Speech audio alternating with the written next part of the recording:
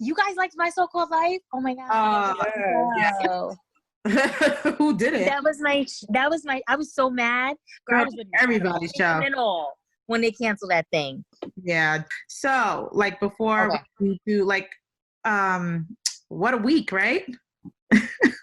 Like, that's crazy. Listen. Is it not crazy? Like, this week has been something out of, like, it feels like somebody is, like, writing the show titled The USA or The Americas. We are all experiencing history, and this is something that's never happened before. Well, I think that I agree with both of you, but I think history repeats itself. I think, obviously, we've been through a pandemic before. This is new for our generation. That's what I'm saying. And we are experiencing. We've never experienced this before, of course. Yeah. And them, the younger people, you know what I'm saying? They don't know that they're witnessing history.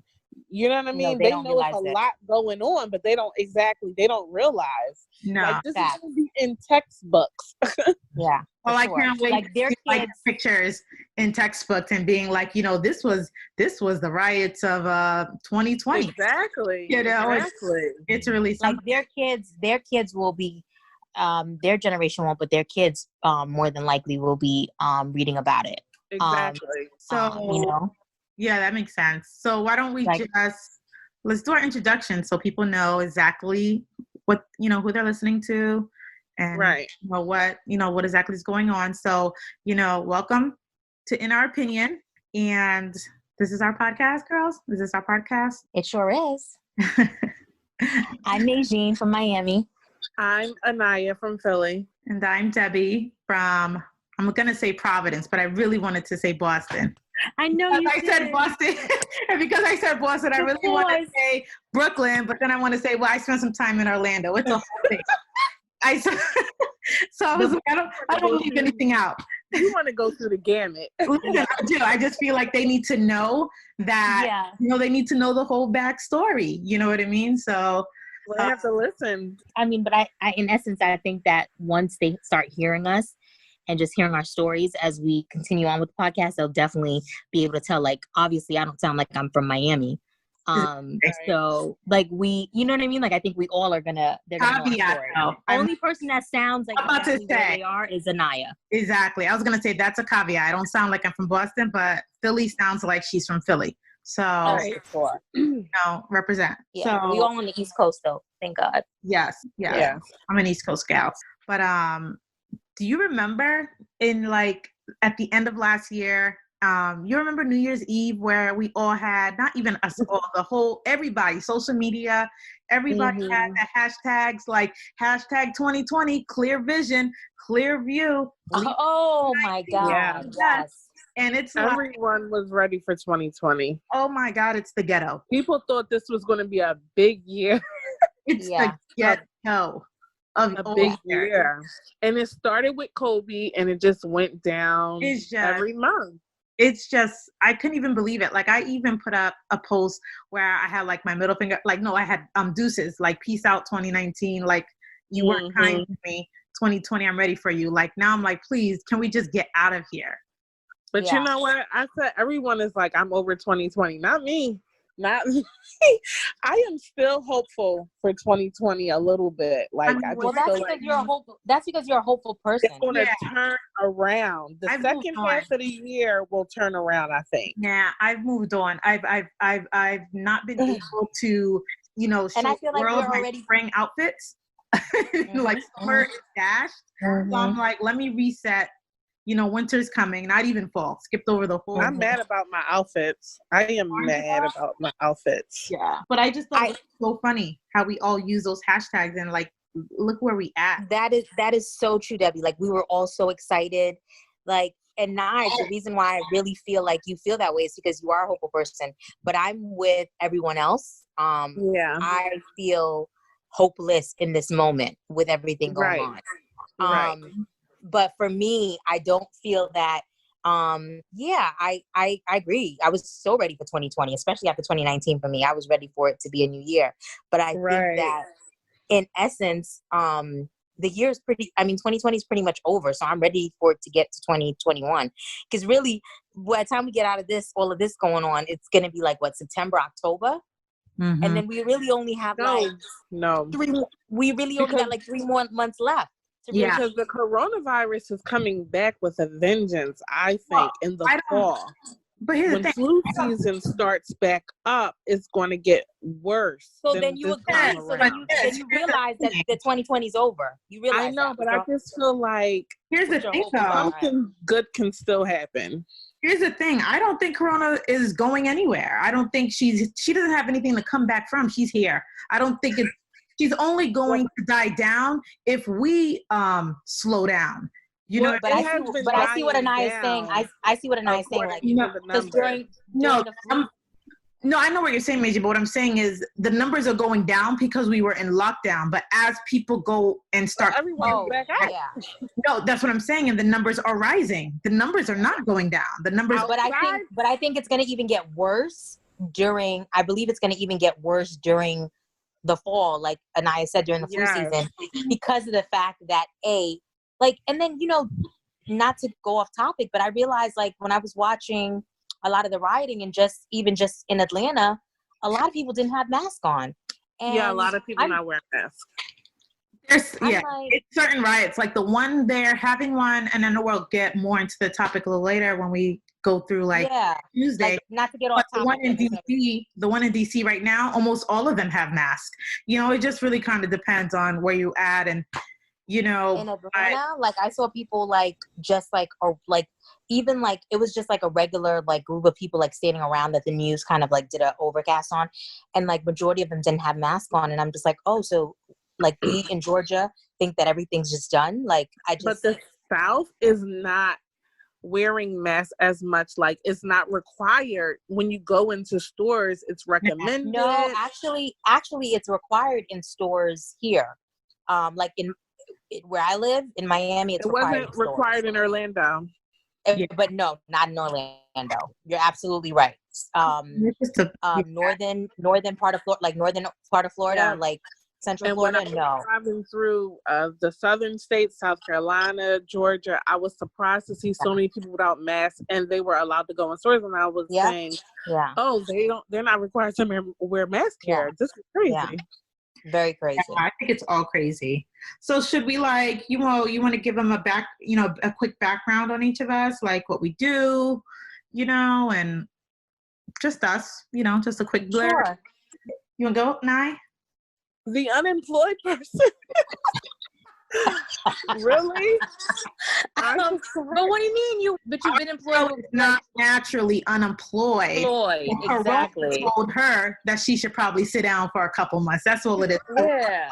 Has it out for your girl. Yeah. I'm a court reporter, guys. Currently. Why you sound so dry with it? Because that's not really my passion. I'm still like trying to figure that out. What exactly I want to do. Mm-hmm. Like I'm trying to use this time to transition into something else. Okay. Got it. We'll take it. We'll definitely take it. Mei-Jing has, she has a whole bio, but so currently, what do? I sometimes I tend to think I'm a jack of all trades, but currently, she is. Cheers to that. I do event planning in the New England area and travel. Shout it out. I travel as needed, where needed. What else can I say? Well, I am messing around with, I do, what's it called? I do like management consulting for some businesses, mainly right now Black businesses. And I'm messing around with that. Some people in the makeup business, some people in the fashion business. And so that's what I'm doing right now. And of course I have a 9-to-5, but I'm not here to promote them. So yeah, I'm not promoting my 9-to-5 either. Like, so for me, I am a fashion stylist. I am one half of a duo. And when Debbie was talking about her clients, I am one of her clients. The name of my duo is Pardon Our Style. I'm also a creative director. So I've been doing it for about 4 to 5 years, but I feel like I've been doing it my whole life. But fashion is definitely my passion. And you guys will learn more about all three of us as time moves forward. And just a little bit about our background. But yes. Can I just say, it's Debbie. Can I just say that because your styling business name is Pardon Our Style, that I've been saying, oh, like when I'm managing my calendar, oh, I've got to do we're recording, Pardon Our Opinion. Oh my God. Up the names. Because you're so used to it. Yeah, I've been saying Pardon Our Opinion. But that actually wouldn't be a bad name though, y'all, when I think about it. Like, but we're not trying to come up with you. We're not trying to come up with you. So it's okay. It's okay. But I've been saying it all week. I'm like, yeah, because I've got a film, Pardon Our Opinion. I'm like, it's in our opinion. So I think it's kind of a dope name though. I started thinking, why didn't we think of that one? And then I have no idea. I don't know. So stay tuned. It might change. It definitely might change. Yep. So did you guys, I'm just going to go right into, before we get to like what we're actually going to be talking about, like, tell me you guys watched Insecure on Sunday. I did. And I wanted to text you guys so bad. You didn't watch it, Naya? You know what? I was going to watch it yesterday and I said, no, let me turn it off and watch it tomorrow so it's fresh in my mind. And then that was for today and I completely did not watch it. So my God. Like, don't give anything away, please. Well, we can't really talk about it then. We're not going to talk about it. Can we talk about outfits real quick? Because that doesn't matter. No. Let me just say, first and foremost, regardless of what people feel, that was the best directed episode yet. And it was the best directed episode. It was the best episode. So good. The cinematography, everything. It was everything. It was the best episode so far. Debbie, did you see the way the lights? Not only the lights, like when they did that moment where they're sitting down in the restaurant. Yeah, I don't want to give it away because Naya. Okay, yeah. Sorry. But no, everything. I agree with everything. Everything. I totally agree. I think even not only directed, I even thought the script was really. I thought it was well scripted as well. Like I felt like it was getting back to kind of. I think it's actually the best episode I've seen since it was a long time since the show started. In a long time, it had a lot of it was really good. It felt so California, so LA. Not even that. It felt so black LA, so black California, so black LA, and black. I loved, and I really loved the interaction between the two. I thought that it was a great. It was just a really great episode. The chemistry was amazing. We're gonna move on, but Naya, you have. But can we talk about outfits? But can we real quick? Because I need to talk about the outfits. Okay. It's okay with that. But did you see in the second the episode? Well, I know you probably saw it, but the preview episode for next this Sunday coming. Yes, that outfit that Molly popped. Yeah, I know exactly what you was talking. When she walked in, when she walked into the restaurant. But you can't say no more than that. But the outfit. Yes, okay.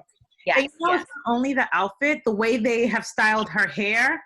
You know what I mean? To kind of keep it. Molly or Issa? Molly. But Issa had on this red. It kind of reminded me of something that you would actually wear. Really, Debbie? The jacket that Issa had on. The blazer. Yeah. I thought everything Issa had on actually in the last episode I would wear. Even the next day, even the next morning. Seriously, even that next morning. Yes, because she was wearing something like a shirt, and I could have sworn I showed you guys even a shirt like that recently. You showed me a denim jacket like that.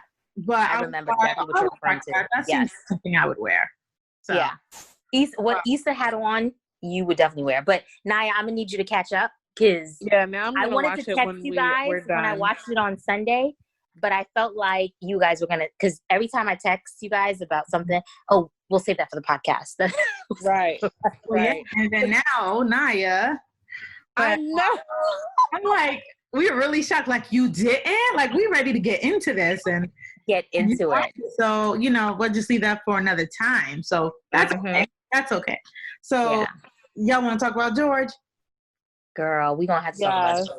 Like, I just can you believe we here again? I'm still not. I still can't swallow everything that's going on. Mm-hmm. It's just too emotional. It's too depressing. It's too. it's too much. It's too much. It's too much. It's always too much. So you guys feel like you guys are you can't believe that we're here again? Well, I was about to say, you know, I said that at first, but then I'm like, you know, no, I'm not surprised because we don't ever really leave here. We're always we're always here. You know, never left hurt more every time. It hurts to watch. So for those, and I can't imagine there's anybody else out there left that doesn't in the world. But exactly. But George Floyd was murdered by police, approximately like 4 of them, by them kneeling on his neck, his back. With him pleading with Minneapolis. them to stop in Minneapolis, on Minnesota. The 25th of May. 25th of May. Yep, in Minneapolis, Minnesota. And the thing is, we're going to go start from the beginning because I feel as though there's just not enough light on this whole thing. So he goes, what is it, a grocery store? He goes into like it's like one of those you know, like the corner stores, like the corner store. Like like a corner store. Mini mart, and it's somewhere that it's somewhere that he frequents a lot. He went to go buy. So we all know it's the mini mart. It's the AKA It's the AKA bodegas. You know. Yeah, exactly. The store, and he proceeds to write a check for, I guess, his purchases. No, it wasn't a check. You sure? It was a counterfeit. $20 bill. Okay, so apparently, and that's where the confusion comes into play. But I read the article earlier this morning because I wanted to make sure that I knew the story exactly as it was. But he went into the store originally because the people, I guess the store owner said that they're familiar with George, like he's been there frequently. And so he goes in there to buy a pack of cigarettes, and then or he goes in there with 2 others, a man and a female. In the store, and the store owner was not familiar with them. I'm not sure if it was the male or the female, but someone proceeded to give the clerk $20. Right. The $20 seemed counterfeit, so the clerk gave the $20 back to the person and said, "No, we can't use this here. It seems counterfeit." And then they proceed to walk out. Then I guess George goes back in with the $20. And they take the $20 from George because they're familiar with him, even though he was in the store with the other 2. But they looked and they're like, "George, this seems like it's counterfeit. This seems like the same $20 that they gave us before." They proceeded to say that he was intoxicated. The owner of the store said he was intoxicated. And then he ended up leaving the store again. And they gave him the cigarettes anyway, but still called. They still called 911 about the counterfeit $20. And that's how it all unfolded. Apparently, I don't really care too much. And I don't know if this is what I read. This is what I read this morning because I think the story's still unfolding, but there's so much around it that I don't know how true that is. But I know it was a $20 counterfeit was the problem, not a check. It was $20 that was counterfeit. Yeah. Right. So my issue isn't that Black people aren't susceptible to being criminals or committing crimes or doing anything like that. My problem is that there's a thing called due process, and we all deserve it. Not even deserve, it's mandatory. Right. You know, it's the law. You know, so when you show up, when you get that call and you show up on the scene, you know, we need due process. So they call, sure, and, you know, he did whatever he did, and even if it's still being investigated or whatever, he's still unarmed, for the most part. And I would say for the most part, nonviolent, because, you know, there's however many of you and only one unarmed of him. Right. You understand? So it doesn't really, I don't even see the need for the police to show up on the scene and immediately escalate. Like, I don't even get that. That doesn't make any logical sense to me. When shit don't make sense to me, it's like, I grow very confused. I'm like, you know, what's going on? So obviously, what happens then? They try to restrain him. There's video floating around of them trying to, either he's already been restrained and they're in the back of the car and he's struggling. Yeah. They're kind of jacking him up with the one Asian police officer on the lookout, right? And that's then exactly right. From that, he's taken out of the car, pinned down to the ground, and then you have the main cop with his hands in his pockets, knee on his neck. The other 3, from a different angle, you can see that they're kneeling on various points on his back and torso. Yep. Just unbelievable. Yep. Just unbelievable. So three people, a man that is unarmed, handcuffed, three officers. But for the amount of time that they said that they were on him. 8 minutes, approximately 8 minutes. Was it 8 minutes, 46 seconds or something like that? Yeah, like 8 minutes and 43 seconds. Like, why? That's not necessary. And then you have, after the family did the whole independent autopsy, you know, by some famed pathologists, actually, not anybody that is on their side or anything. Very After they said she was the best of the best. Yep. So they're saying that not only is it homicide, that he was probably dead. It was murder. Last 3 minutes of that video, he was probably already dead. Right. Like, but you can see in the video, like, he just started just going so dark and just, you could see it in the video though. You could tell. But how that cop, the Asian cop, just stood there and just never said like, "Hey, get off him. He's not breathing or anything." But my other point too is the fact that they had him in the car, like he was restrained in the car. Right. So if you have him why do you need because he was probably like, you know, the thing about it is that you give what you get. So like, unfortunately, not to say that obviously, like Debbie said, you know, it's not that Black African Americans don't do crimes and we're not susceptible to do things that are bad and we're not criminals. But at the same time, I just feel like, how can it be that you have this Black man in the back of a car, in the back of a truck, in your squad car? He's obviously restrained because you have him in handcuffs. What else can he do? He's not Superman. And I've come to the realization that it's fear. And my husband explained it best. He was like, they're afraid of us. Yes, and I think that's right. They are. They're afraid. Like, I think they're intimidated. It's always been fear. They have a fear of the color. They have a fear of the potential. I think they know full well what African Americans are capable of, and you know, but he ain't Superman. There was no way he was going to get out that squad car. But you have to understand that the white people have you ever heard something called the myth of the Black Hulk? No. So basically, it's kind of like what they think. That's why they think African American men, you know, when they used to get complaints from white women like, "Oh, I fear for my life because there's this thing about Black men like raging out and becoming the Hulk and hurting people and all those misconceptions that they used to have about Black men." I mean, let's be honest, those myths even worked on us. How many times in the past when you were younger or when you didn't know any better and you walked in an all Black neighborhood and you're like, oh my God, you know, there's a lot of people out here, or, you know, I don't know, you know what I mean? That's a myth that's perpetuated from that side. You know what I mean? But even if they did have a counterfeit $20 bill, like, that's such a minor crime. Everything is a minor. That's what I mean. You're right. Everything is minor. That's an offense. So this is funny. So on Twitter, and I hope I like have the screenshot so I can like read it accurately. This guy, I want to see if I can find it. This guy posted, it was a white guy. He had gotten into a situation just like George Floyd, he said. He said that, here it goes.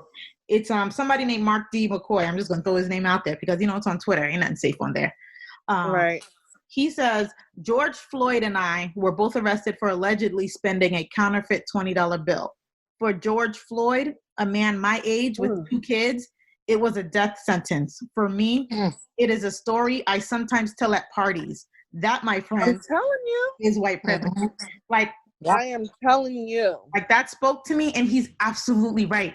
You ever been, come on. We all three used to live in Orlando, Florida, and we used to hang out with white kids all the time. You remember listening to their stories and laughing like, oh my God, I got pulled over, and oh my God, you know, and we're like, really? Like, right.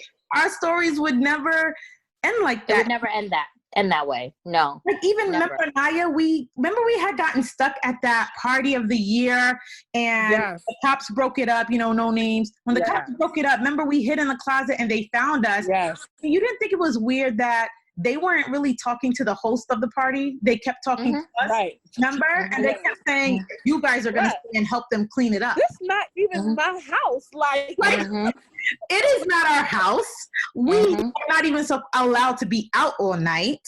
And saying to us, "Who need to be talking to them over there? The person who threw the party and supplied everything." Never even addressed them. They never even addressed them. They just kept, I know. You are going to help them clean up. And we didn't even know. We're like, because, we can't afford for you to call our parents. But looking back now, they never talked to the boy. They never talked to those boys longer than a minute. But they literally spent 5 minutes lecturing us about how we're going to stay here and clean up this party and such and such. They did. I mean, that is so funny. But, the difference for me, and I'm not, maybe I was too young to realize it, but when I was in New York, I never felt that sense of, because I went to school with every nationality, but I didn't feel that sense. I didn't feel it as strongly or even really that much until I moved to Orlando. Like I never knew or paid attention really. It's not that I'm saying that there's not racism in New York. Obviously there is. Even when I went back there for school, I realized that there's racism, right, in New York. But the idea that it's not as prevalent and it's not as, I didn't find it to be when I was growing up. And again, I could be young and I was, naive to it. But in my neighborhood, we had everything. Our neighbors were an older white couple and, I had a Jamaican next door to me. Like it was like a mixture of middle-class people in one area. Here's the thing. That's the common misconception with racism and why most non-Black people think, racism is not a problem. Because when you hear the word racism, they almost always think it has to be in your face. It has to be it has to be belligerent. That's why I said naive. I was I could have been naive. Not that you're naive. It's just that when you grow up and realize that racism is systemic and it exists in everything, then you go back and see, oh, wait a minute, that was racist, right? Because like you lived in Queens, I lived in Brooklyn, but I lived in the Park Slope area at the time when it was mostly Black people, Crown Heights area, all Black people. But then you have other parts of that, like where my mother, she was a housekeeper and she cleaned people's homes. And when I used to go with her, I mean, that just, it's another world, you know what I mean? And you can start to discern this is racism, this is bias, this is discrimination. And then obviously with New York, if you live in New York or lived in New York post 9/11, I mean, there is nothing like it. There was nothing like it. Like I remember, that's why I feel so strongly about the stop and frisk topic, because I remember going to work or going back to Brooklyn and just double checking with the guys I was hanging out with, like, you got your ID? Do you got your ID? Like it was a thing. Like you couldn't leave the house unless you had ID.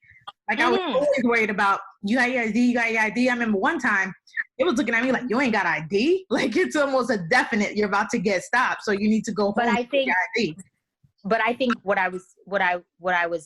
I see exactly what you're saying, but that's what I was saying. When I was younger, I might not have, because I think even when you're younger, you don't really realize it. Like little things. Like for example, like when we were young, like when I was younger, my parents didn't really get us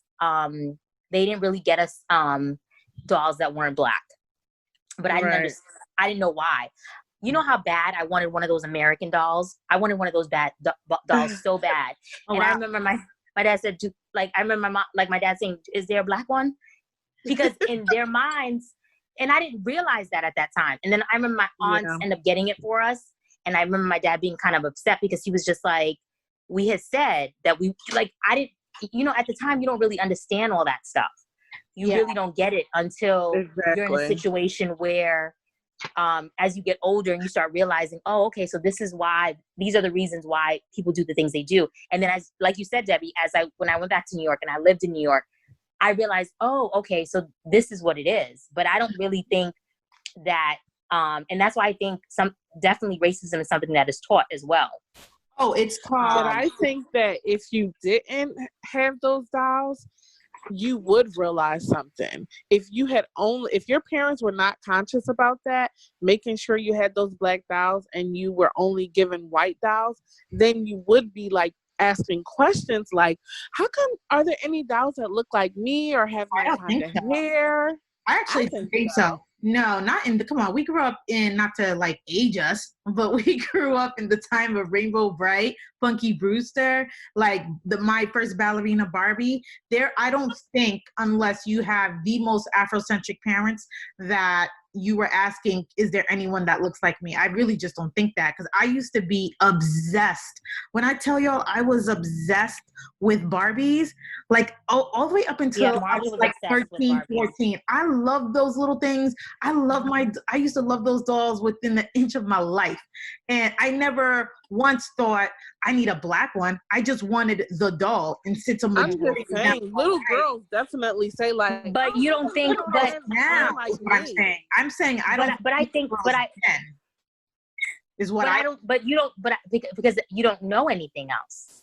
Well, that's what I'm saying, because that was what was prevalent in the market. I don't think little girls then, because I am a little girl then, and I have I think 6 older sisters. We never once thought, oh, let's get the black one. There wasn't many black ones to want, you know what I mean, first place. And then the only thing you see, the things that they make unattainable to you are these white things, are these white visuals.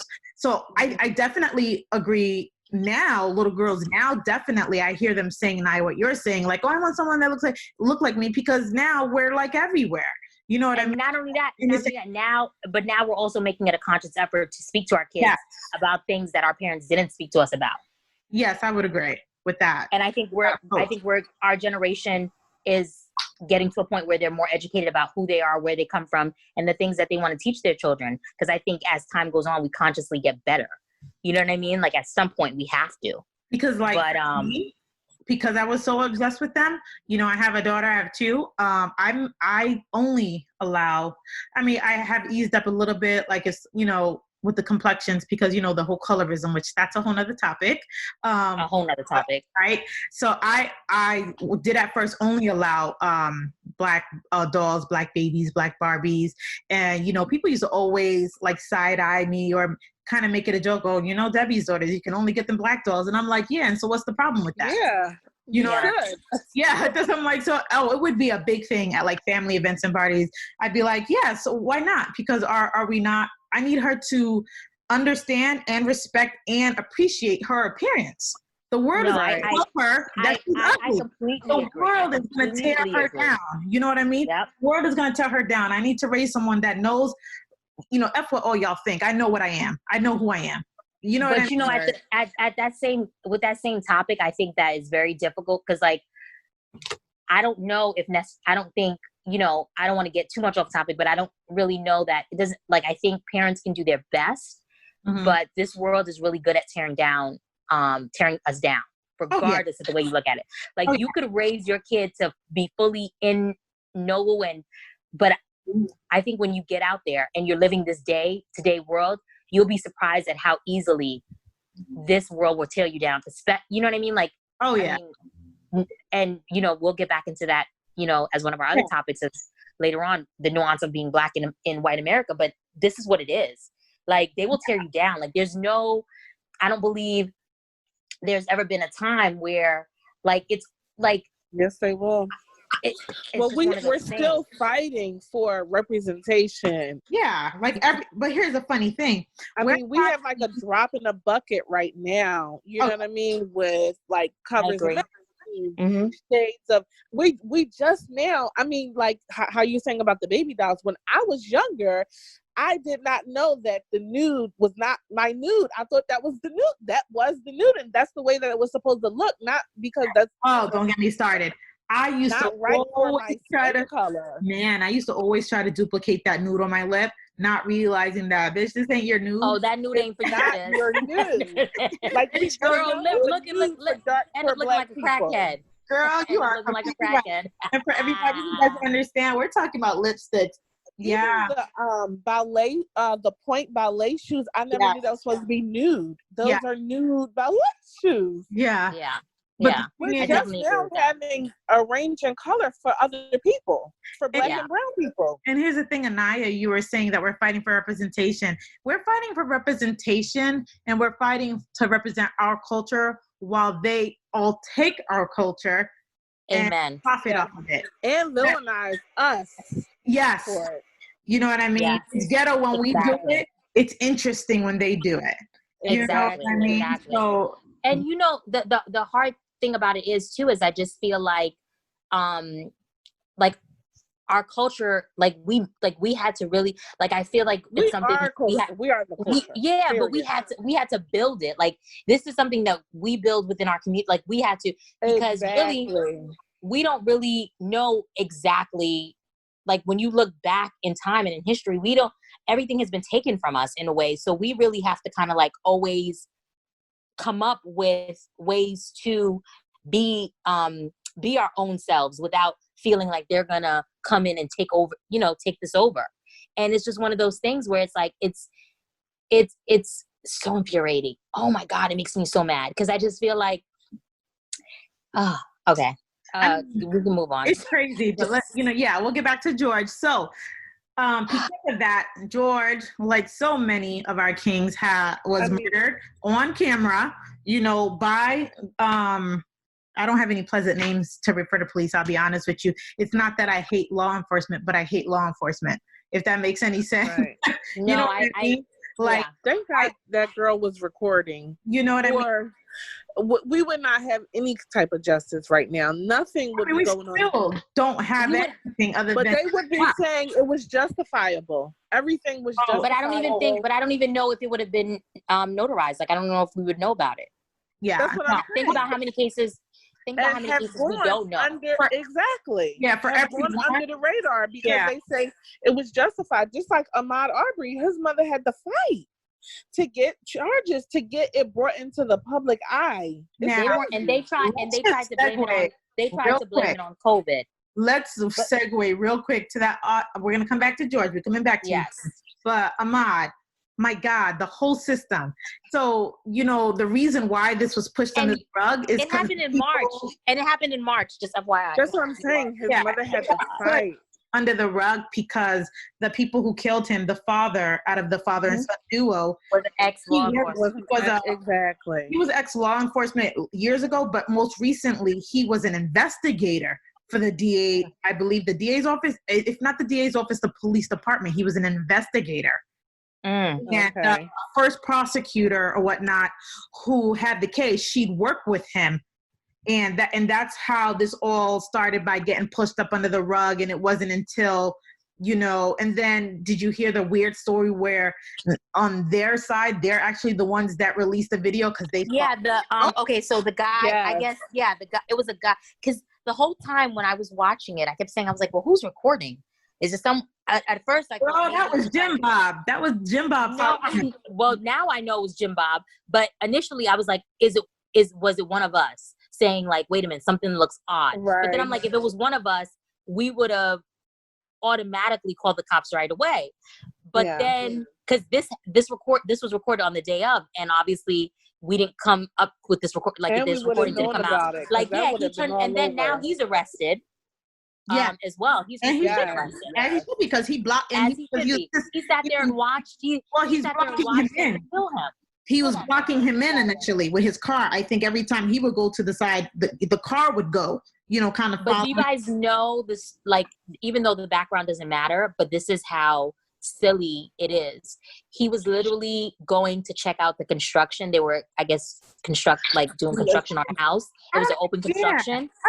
No, I know it's not. I'm just saying. And did you see the video? Everyone goes and looks. Everybody. Here's the thing. It wasn't even about that's what I mean. And I know people came up and said that so many people go into the neighborhood and go in the homes. Mm-hmm. That's what I mean by like it wasn't even about the construction. There's no even. That's what I'm saying. But I'm just saying that's how understand where he was. Like he was just viewing a house that was under construction. But that's what I mean. Like he didn't have like, I'm just going to the basis of what we were talking about with George. Like at the end of the day, even the people that call the cops on George, if he was a frequent if he was freaking at that store, as you guys say he was, they should not have called the cops. Like, you had to call the cops. Law, but it's $20. It's not 20 grand. You know, exactly. Someone that you say that you know, like, I get it.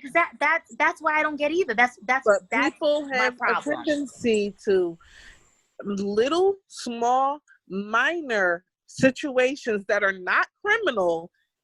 Call 911. Did you call the cops? Call 911 on Black people, and we find ourselves in these situations. Like, I really need people to. There needs to be some kind of repercussion. You can't call 911 because you feel insecure or you can't handle. Right.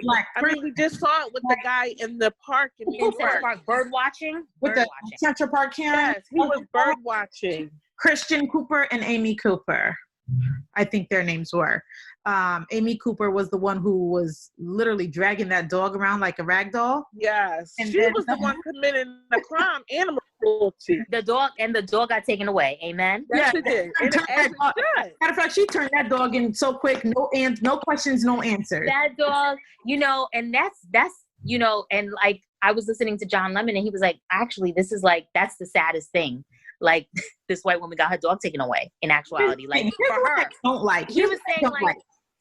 I don't like Black apologists. Here's the thing. So, the situation got out. We react appropriately because it's the stupidest thing, I ever heard. You just want to threaten him because you getting told about yourself. Yeah. And then he does an interview and he's fine and all, but he kind of was like, I know what happened and I stand by what happened. I just don't know if her life needed to be ruined for it.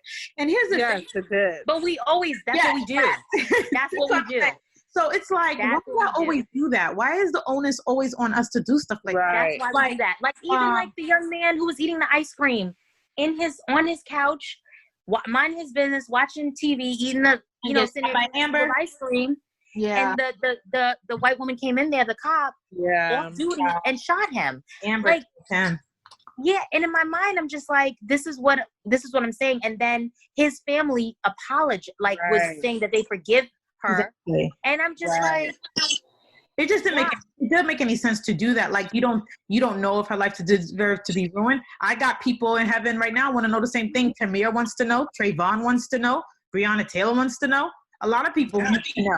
You know what I'm saying? So I'm gonna ruin your little life because if that's what it takes to get you guys to understand that it's literally, we need y'all to acknowledge that we exist, that like, you're not superior to me because you're of a lighter skin pigmentation. Like, it just really doesn't make any sense. They so mad.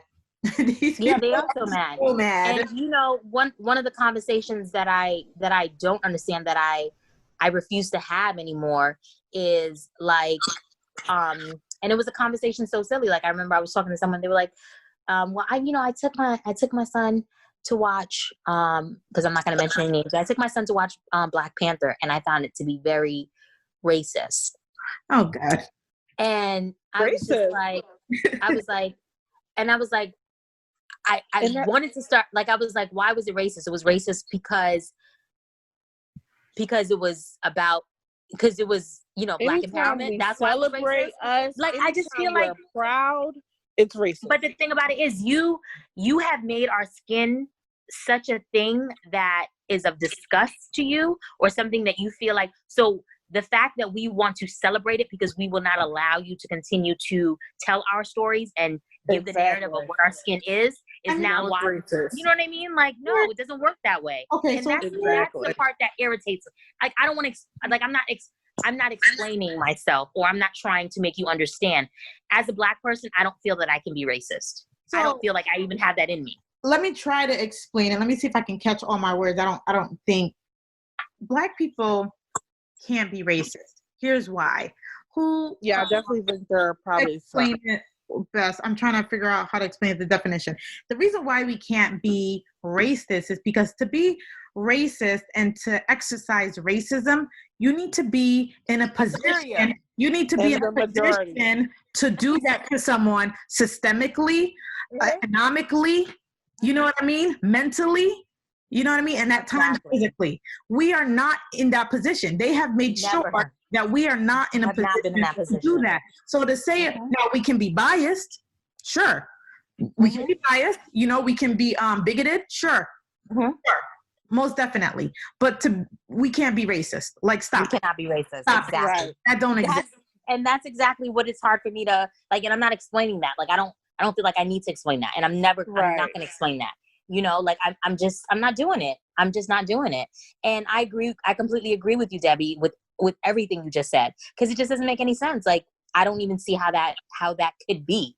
Like, for me, it's just like, it doesn't even, like, you know how 1 + 1 = 2? That doesn't make any sense. You have proper definitions, because you have other Black people going around like, yeah, you know, my uncle's racist. No, your uncle's probably bigoted and biased due to his experience with white people. Due to his experience in America. But he's not racist, sweetie. He can't be. You know what I mean? No, exactly. He just cannot be. That's just not how like, this you know, my dad doesn't want me to, you know, to date anything outside of my race. Like, if a Black girl says, oh, dad doesn't want her to date, you know, he's just been through he's been through this experience of being a Black man in America. Yeah, and that's what it is. Hon, that's not racism. Your dad has, that's his biased or bigoted or whatever you want to call it opinion, but he's not racist.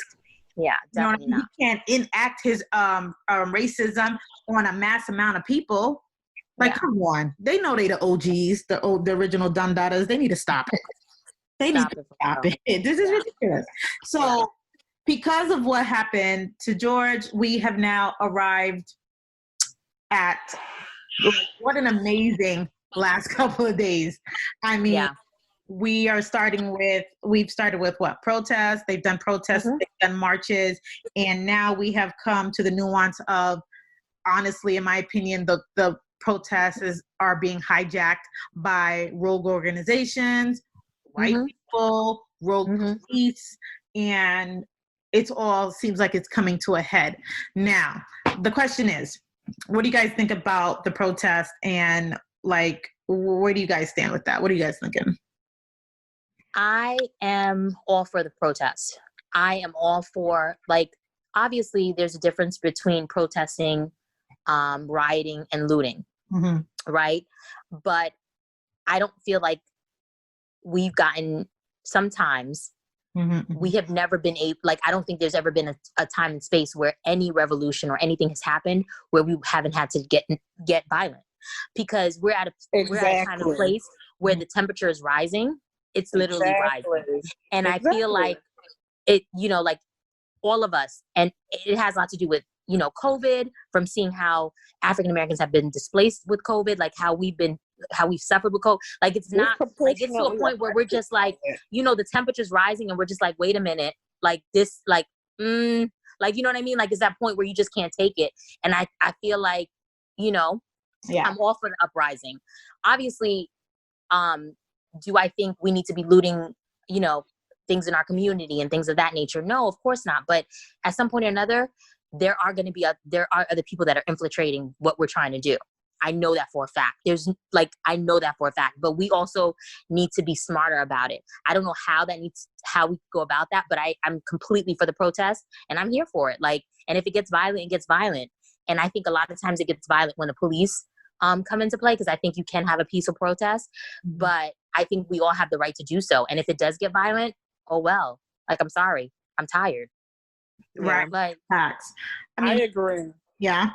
Yeah. But I also think that I'm all for the protests, and sometimes you get angry and sometimes riots start, but also because we've protested multiple times now in the last decade for different occurrences like this. But what's the next step? What's the action plan going forward? How are we going to make changes within the police districts across the country? Because I think we need to burn it all down. I think we have to start all over again. I don't think, no, I'm serious. Like, I think we need to, the next protest. I think we need to stop. I think we need to actually burn it all down. Like, the system needs to be like, we need to start a whole new system, because the system that we have now is just not working. I mean, like, I don't think you can fix it. Like, I don't think you can fix it. I think you have to just burn it down and start all over again. Yeah. Like, I'm sorry. I definitely think they should be defunding the police. my thoughts on the riots is I tend to welcome riots only because, like that whole famous line with King, riots are the language of the unheard, of the oppressed. So I think it's a natural conclusion. Now, in regard to the level of violence, looting, I think I think they're trying to mind F everybody by trying to make this about looting and rioting. First of all, changing the narrative. Even if exactly. So even if, because it has been plenty of peaceful protests going on across the country, but here's people have to report it. But people are reporting it because the news is focusing on people stealing, people looting. Here's the thing, though. So what? Right? So they looted. So what are you saying? Most of them have insurance. Not even that. So what are you saying? What are you saying? Are you saying that Black life isn't worth more than property? Is that what we're saying? You know what I mean? That's what I was saying. Is that where y'all want to go with this? Y'all are saying that we don't matter. We matter even less than property. Some of the neighborhood groups that I'm in from my neighborhood, a majority of the focus was, they're tearing up the store. Such and such store just got looted. We have to go clean up. We need people to clean up. I'm like, you guys are more focused on cleaning up than you were about George Floyd. And that's what's going on. That is what the problem is. It's like, do you want to loot? No, but what you have to understand is you have a mass amount of people. You have a whole race of people who, no matter where you are, you can almost bet, you can guarantee how you're going to be treated depending upon where you're at. So we're angry and we're marching and we're protesting. Any little thing is going to set that crowd off. And they know that, right? So you have enter in the manipulation tactics of police. I've seen them online saying, oh, the peaceful protest has ended. You need anybody who's out now is not a part of a peaceful protest and will be dealt accordingly. How? How? It has even popped off, and you've basically said y'all are going out to make sure things pop off. Like this doesn't make any sense. So do I advocate violence? No. Do I welcome it? Yep. Because every time we say, we don't ride y'all buses, you say don't do that. We don't do this. Yeah, no, don't do that right now. We take a knee at some football games, but not right now, especially not now. So when exactly? What? No, but how? What you tell us how we should react to your oppression. Exactly. What should we do to make it better for you? And you do know the right answer is that we just need to shut the F up. Yeah, just right. They want us to don't do anything. Just don't say anything. The next election cycle, we'll figure out what's going on. But what I will say is that something is different. Something is different in the air with these something is protests. Definitely different. Something is it feels a little different. I hope that we're just it definitely feels a little different. But that just goes to show you that like they don't really hear us until we get violent. Yeah. And it is what it is, because like think about every point in American history, every revolution, every time someone has wanted their freedom, they've had to fight for it. Like, not like say, oh, please give us our freedom, or please, like we like they know that even the Boston Tea Party, like there's so many different times in era. Their revolutions, they know that. They know the only way to get things the way that you need them to get to is that you have to fight for it. It's just that now it's coming from us. Like, even think about it. Like, this country is no stranger to this. So obviously we forgot to give backgrounds, but my parents are Haitian. I say it that way because they're directly from the island. I was born in New York, but I am Haitian by default, of course. Yeah. But they're from that island. And that's the first liberated slave revolt, first black. Amen. Yep. And here's the thing. So, because let me toot my horn. I was a history major way back when. And when that country liberated itself, and, that's a whole nother topic about France. We ain't gonna talk about you today, France, but that's a whole nother topic. When that country liberated themselves, the U.S. at the time distanced themselves from that newly liberated third world country because they didn't want that slave revolt to influence their slave labor in the United States. You see what I'm saying? Exactly. So they don't want They don't want no business with us. They don't want this fire. That's what it is. They don't want it, and they don't want the result of it, which is greater freedoms and liberties for us, and what equates to lesser freedoms and liberties to them. You know, and what I feel like, I just feel like everything we've been given in America has always been given with a condition. Like I feel like it's been conditioned. Like even like our freedom right now and everything we have is based on a condition. You get what I'm saying? Like I just feel like even for example, when I say that, I mean like even though we've been given liberties, and I'm doing air quotes. Unfortunately, you guys can't see, but everything that we've been given, it's been given with a condition, because we've never really had the opportunity to live as white people. We've never had that opportunity to fully live in America. Yeah, you know what I mean. And you're not.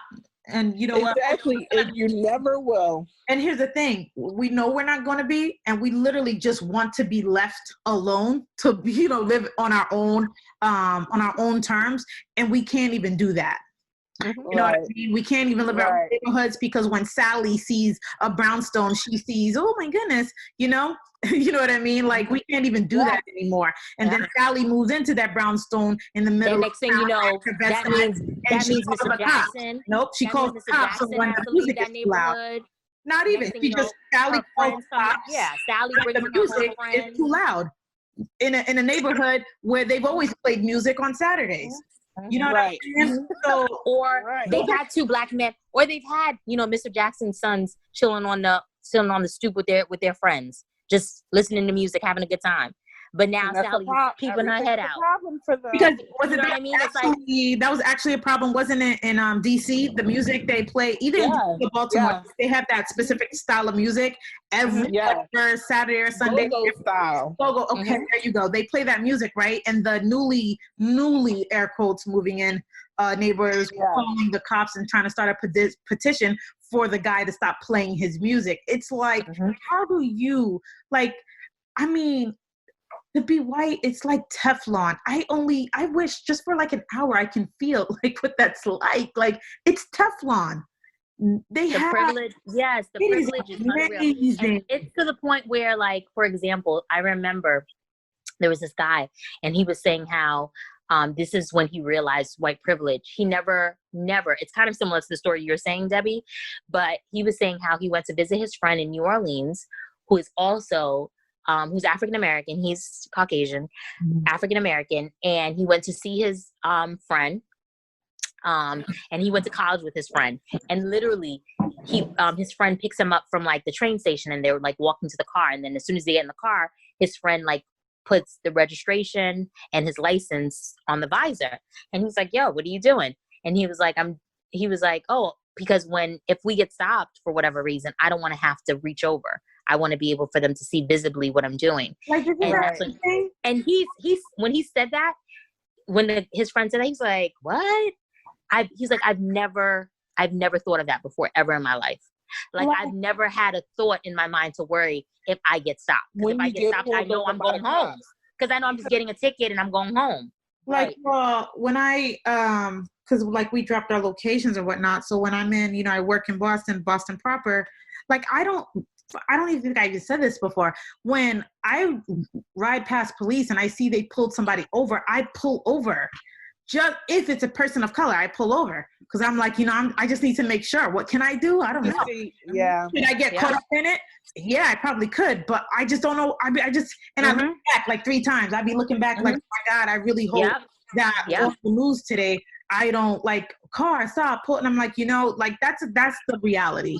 You're absolutely right. And you're absolutely right.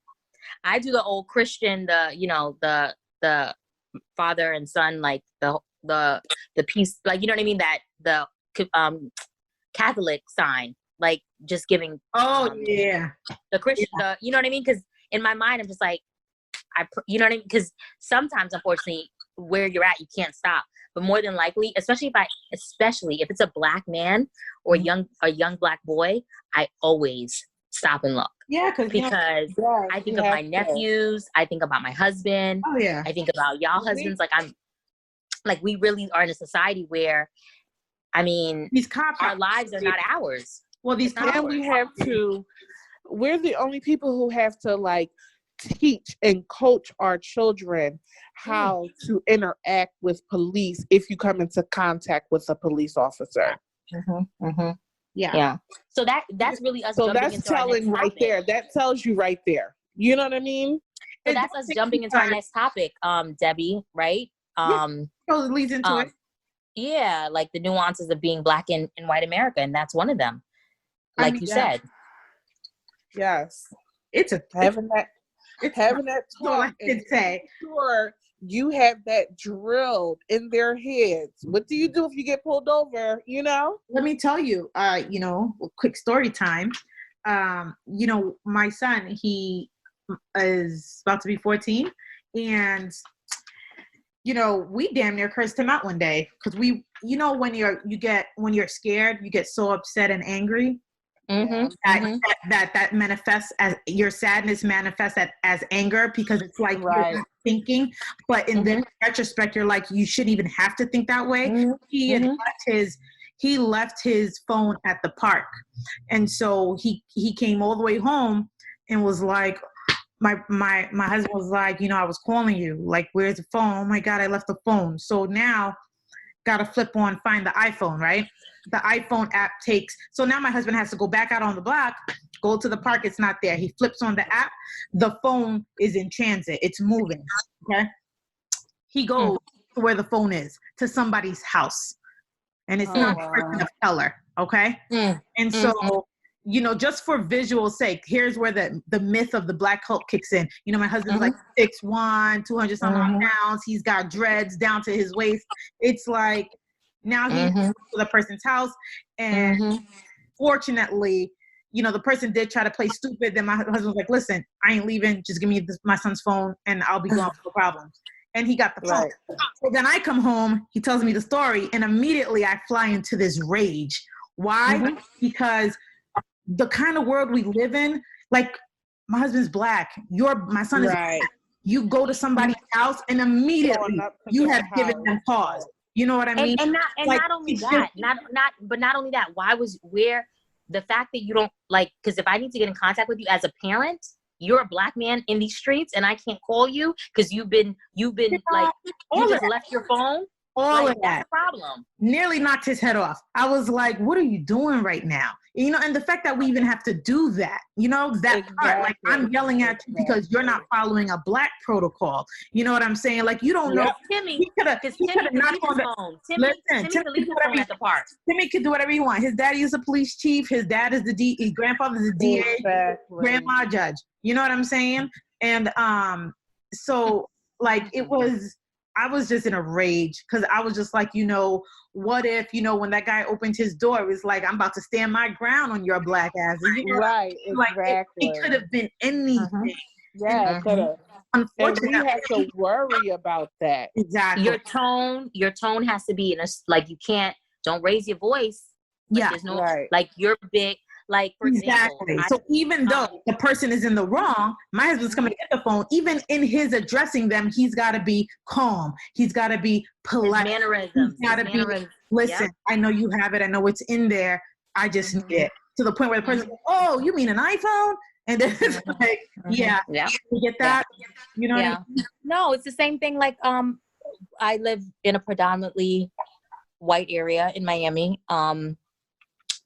A lot of Russians in my building, a lot of different cultures, but primarily me and my husband, I think we're the only African Americans in the building, and we're the youngest in the building, like, as far as like married couple, right? Because everyone's either older or retired. And I promise you, me and my husband have been here for 10 years. No matter what, he's in the elevator, he's at the door, whatever the case may be. You've seen this man for 10 years because it's not really like he's like, you know what I mean? He has the same dreads, the same hair. It's just probably just grew longer, but he's the same person that you see all the time. One time he told me that he was trying to help this older white lady.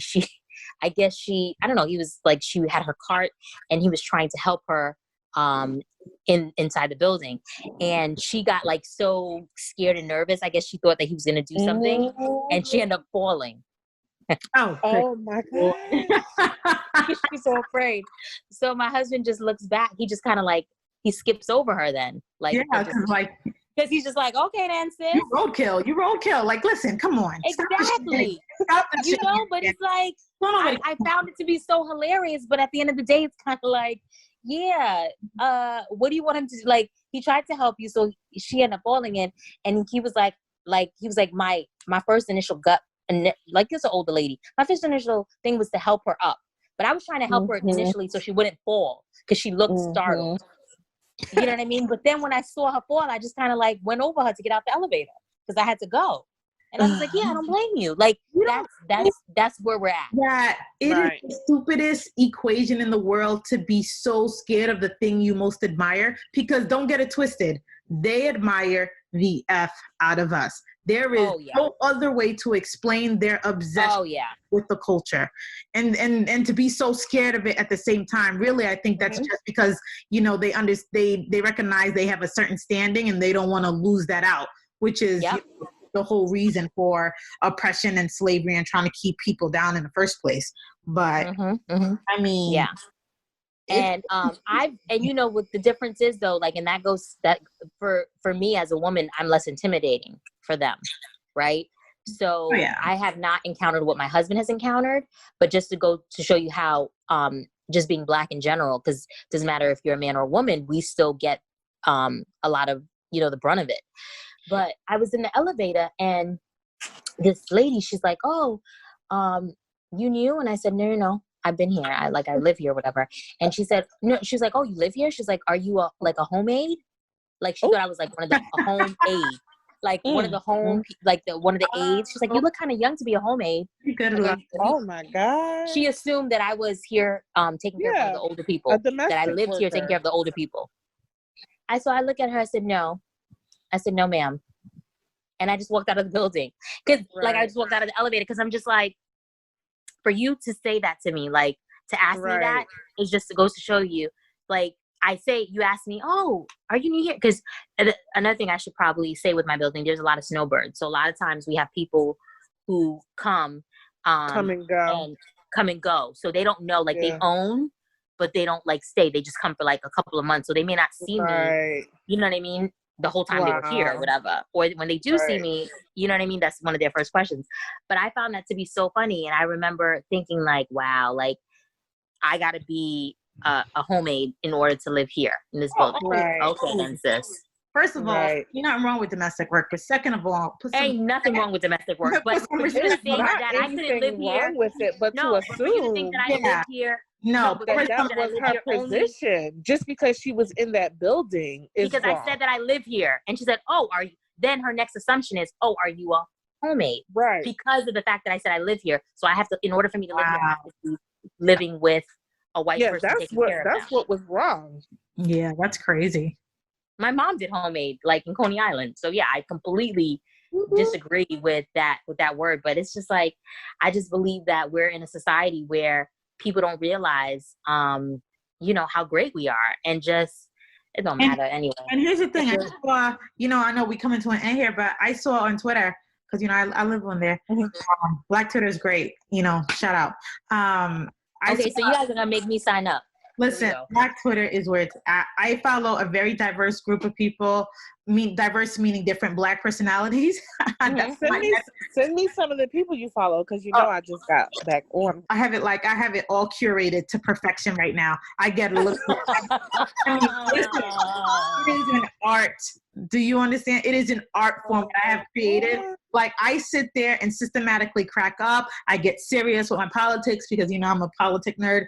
And then it's so crazy. But like, I saw this tweet where the girl was like, listen, y'all, we ain't got time to be, I'm talking to you, sis, like, you don't have time to sit here and argue with people from high school. They ain't never going to change. Move on to the next. And I was like, oh my gosh, because over on Facebook, AKA the ghetto, which I have christened it, you have a lot of people that you knew from, and it's not like me, it's like everybody else in the world. There are like wars going on with people who were friends in high school, and now you're realizing, like, were you always like this? Like, right. It's so fun. When I saw that comment, I just about died, because I see a couple of people from high school on Facebook. And I know we're going to a close, but I wanted to ask you guys, because I'm finding myself having a problem with this. I'm having a problem with them more than I am even with white people. I'm finding I'm having a problem with Black people who don't want to acknowledge the place that we're in 2020.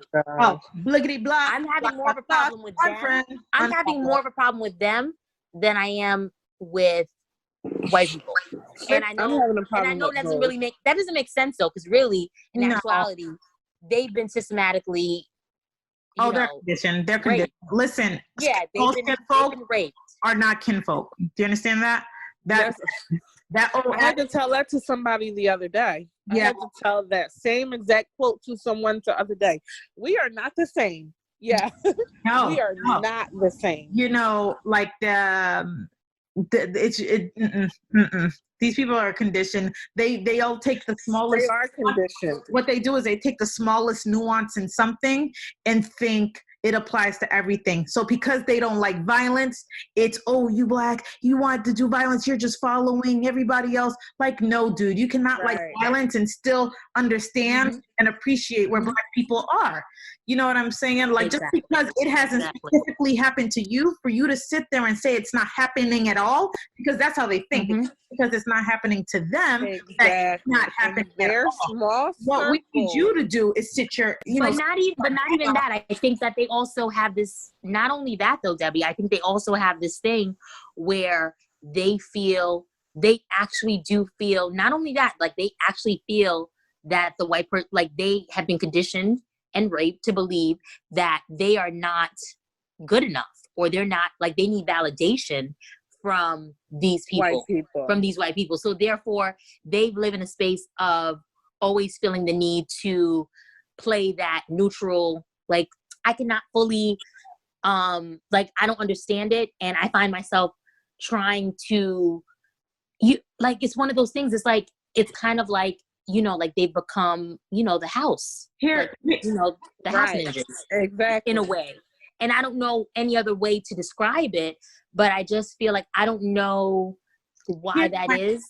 Here's my take on it. Because they've been conditioned, like she said. And that's exactly right. So here's my take on it, and I'll try to do it in like under a minute. But the people, the Black people specifically, that I find have an issue with what's going on, hear me out. They'll come from a background that basically is, they did for themselves and they want to know why we can't do it too. Now pause. Just because I know people like that, like, oh, well, I did it. Well, how come you can't do it? It's all in your head. It's not really happening. Because if I was able to do it, you should be able to do it. So what they're doing there is they're not really acknowledging a system that's built to keep you in a specific place. So what it is you've been kept in your place, and that's the reason why you've gotten that far. But they've bought a party line, right? So the guy says, you guys need to do for yourself and pull yourself up. The one token says, well, I did it, why can't you do it, right? So what you don't understand is, the guy that told you to pull yourself up from your bootstrings, he got to where he got to by his dad, his grandfather, his mother, the whole system that made to prop him up, right? So he, standing from where he's at, he's telling you to get through all of that difficulty by yourself. Now, some of us do that, right? Some of us get through the system, we make it, we're everything. And you can either end up one or two ways. You can either look behind you, hold your hand out, or do what the tokens do is, well, if I did it, you can do it. You know what I mean? I was able to do it by myself. Why can't you do it? It's all in your head. You're the one preventing. It's not that. You literally bought the party line that says, try and get through a system, not realizing that we got through the system by all of the shortcuts and all of the, back doors, but you do it the hard way. And if you manage to get out and you manage to prop yourself up, we have now conditioned you to tell the next Black person to do it themselves rather than helping them like we help ours. Yeah. Right. You see what I'm saying? Like, it's all a mind trip. it's all a mind trip. Good luck to them. Yeah, but I completely, I find myself more infuriated with them than white people. Like, just in general, like, I find myself, because I just, and I don't want to be, and I'm trying to not be, but it's kind of like, but here's like, the thing, Meijing, why don't you get it? Like, you have to understand the motive there is to divide and conquer. Okay? When you understand their game plan, then you understand the chess. Oh, I know. So when the one guy says you can do it yourself, I ain't gotta help you. Oh, you black, you're making it up. It's not happening. There goes their 1 point. You know what I'm saying? So unfortunately, that's where we are with that. But like, even after they get, like, when I think of Tiger Woods, when I think of, like, even after the fact, after they've been shown what it means to be Black in America, or how sometimes it's not, like, not even sometimes, all the time, how they will forget exactly who you were at certain instances. But we're not gonna talk about Tiger. We ain't got time for Tiger. Girl. But that's the girl on the other side. Did you see the statement he put out today? People was that's why I'm saying, that's what made me think of his name clearly in my mind. I was listening to Stephen A. Not Mr. I'm not black, I'm Blasian. Like, we don't have the time. We don't have okay, so. But I guess we could just wrap it up, right, ladies? Is there any last words that anyone wants to say? I'm blackity black. Black, black, black. What about you, Naya? Yeah, we can wrap it up. I'm black and I'm proud. Right? All right. I hope you guys enjoyed the podcast. It's just, it's in our opinion. Yeah. To say the very least. We have a lot to say, and just keep listening. Stay tuned. Yeah, let us know. in. Peace. Peace Bye. out.